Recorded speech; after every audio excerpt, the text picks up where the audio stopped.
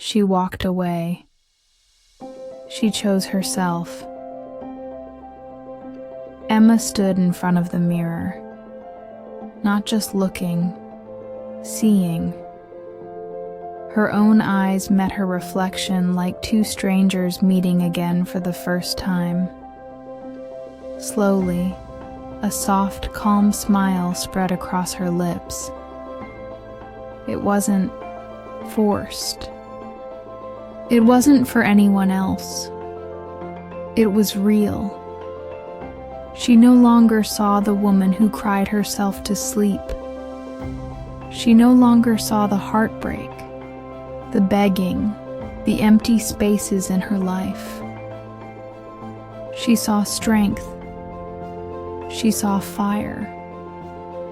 Her long brown hair now framed, her face in soft waves, styled with care and intention. Her lips, once pale with silence, were now bold red, daring, alive. She wore a green satin dress, the color deep like forest leaves after rain. It hugged her curves gently, without shame, without hesitation. Her heels clicked sharply against the wooden floor as she turned in place, admiring herself not with pride, but with acceptance.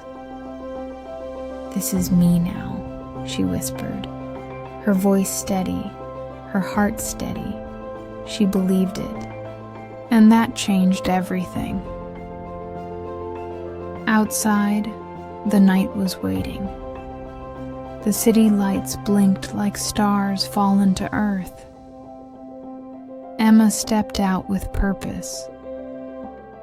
She didn't look back. She didn't need to. Tonight, she wasn't running away from pain. She was walking into possibility. The rooftop lounge was glowing with soft golden lights. A breeze moved through the air, carrying the scent of fresh jasmine and a hint of wine.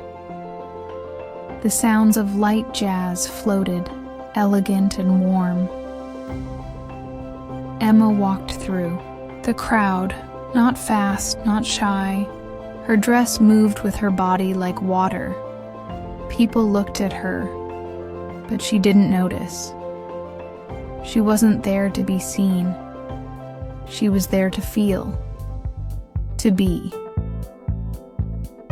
At the bar, she ordered a glass of red wine. Her voice was soft but sure. The bartender smiled. She returned it, gently. Just as she took her first sip, a voice came from beside her. Deep, smooth, calm. "You look like you're exactly where you're supposed to be." She turned, and there he was. Adrian.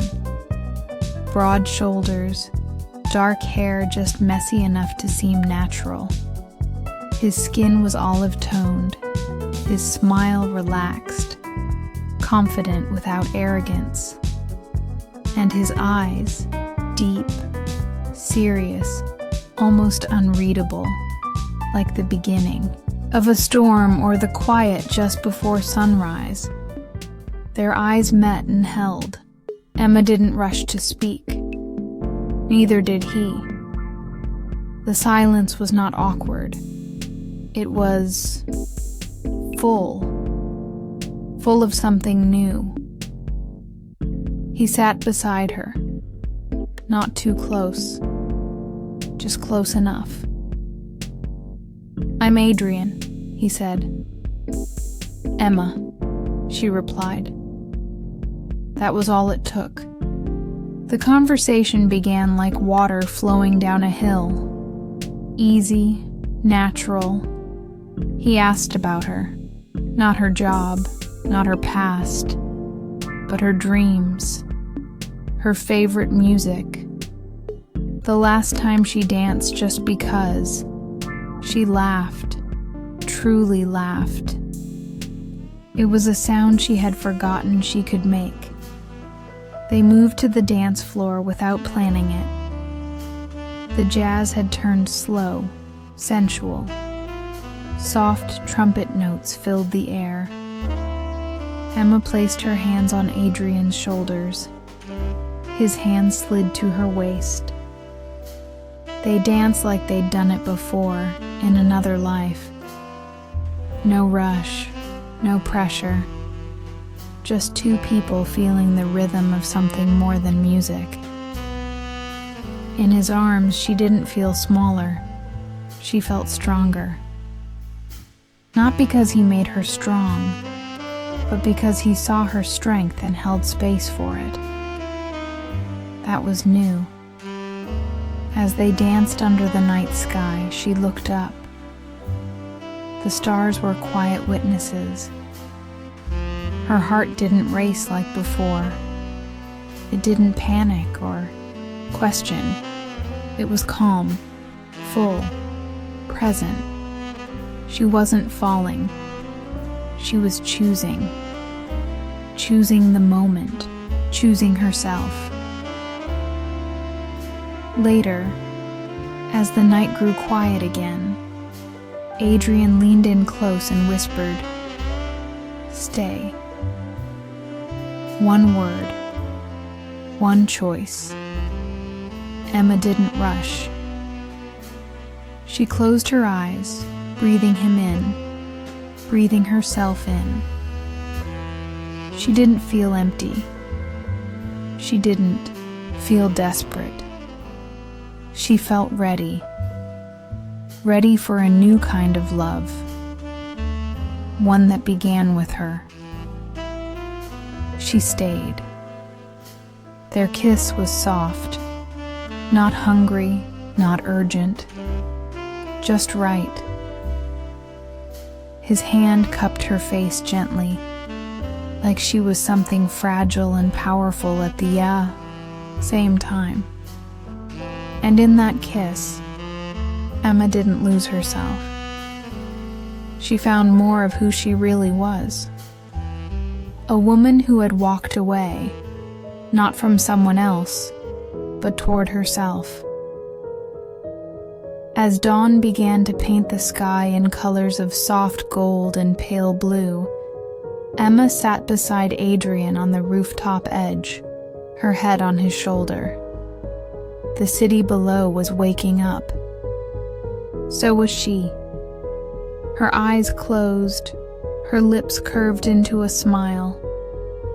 Not one of victory, not one of revenge, but peace.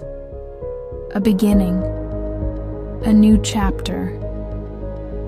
And this time, she was writing every line.